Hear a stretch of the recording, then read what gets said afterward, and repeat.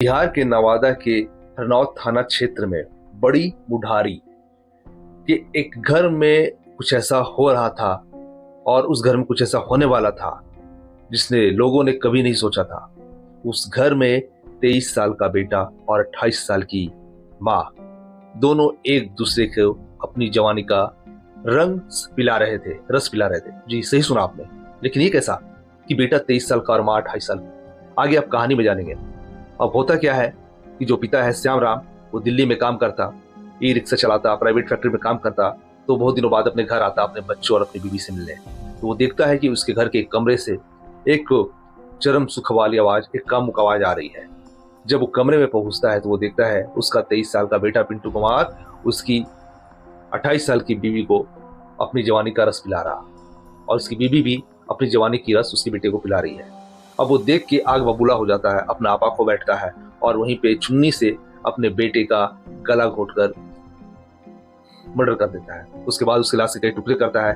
टुकड़े करने के बाद उसे बैग में भरता है और एम्बुलेंस में अपने कुछ साथियों और भाई की मदद से गंगा नदी में ले जाके उस टुकड़े को फेंक देता है। अब जब इसकी शिकायत मिलती है पिंटू कुमार के नाना को, तो वो इसकी शिकायत पुलिस में करती है। पुलिस, जो श्याम राम है पिता, उसको अरेस्ट कर लेते हैं। तब कहानी में ट्विस्ट खुल के आता है कि जो श्याम कुमार है उसकी जो शादी है 1999 में हुई थी और उसी से ये बेटा हुआ था पिंटू कुमार। लेकिन 2012 में पहली पत्नी जो है कि आत्महत्या कर लेती है।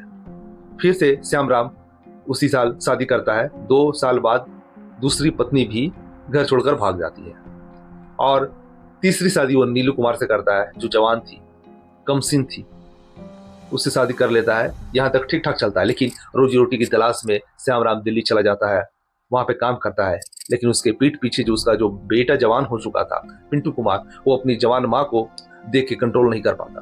कंट्रोल भला कैसे भी करता। बाप ने 3-3 शादियां कर ली लेकिन बेटे की एक भी शादी नहीं हुई। जवानी की उम्र वो अपनी माँ से गंदी गंदी बातें करता, छेड़ता सौतेली माँ से। कभी कमर पे टच करता तो कभी छाती पे टच करता, तो कभी किस कर देता, कभी बाहों में भर लेता। अब नीलू कुमारी भी जवान थी, पति घर से दूर था, वो भी ये चीज कंट्रोल नहीं कर पाई और बस अपनी जवानी का रस अपने सौतेले बेटे पिंटू कुमार को पिलाने लगी। पिंटू कुमार भी उसके जवानी का रस पीने लगा और अपना रस उसे पिलाने लगा। ये सिलसिला बहुत दिनों तक चलता रहा। गांव में भी, गांव वालों के बीच ये पूरा चर्चा का विषय बन गया था। लेकिन बोलते हैं ना कि अवैध रिश्ते कभी छूटते नहीं है।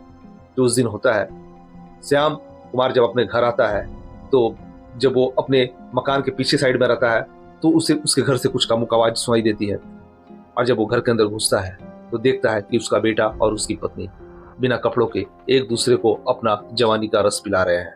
अब ये देख के वो अपना आपा खो बैठता है और अपने सगे बेटे के साथ ऐसा घिनौना काम कर देता है कि जिसने भी सुना उसका रूह कांप गया। हालांकि जो तीसरी बीबी है नीलू कुमारी, उससे भी एक बेटा और एक बेटी है। तो कहते हैं ना कि गलत रिश्ते हमें एक अपराध की ओर ले जाते हैं, और जवान बीबी को छोड़ना अकेला ये भी खतरे से खाली नहीं होता है। उसको जवानी का रस पिलाना बहुत जरूरी होता है, जो कि श्याम कुमार नहीं कर पा रहा था क्योंकि वो दिल्ली में रह के काम कर रहा था। तो घटना से आपको क्या सीख मिलती है ये कमेंट बॉक्स में जरूर बताएं। थोड़ा सा गलत उच्चारण या शब्द लग सकता है मेरा बताने का, लेकिन सच है। थोड़ा घिनौना है लेकिन सच है। चलिए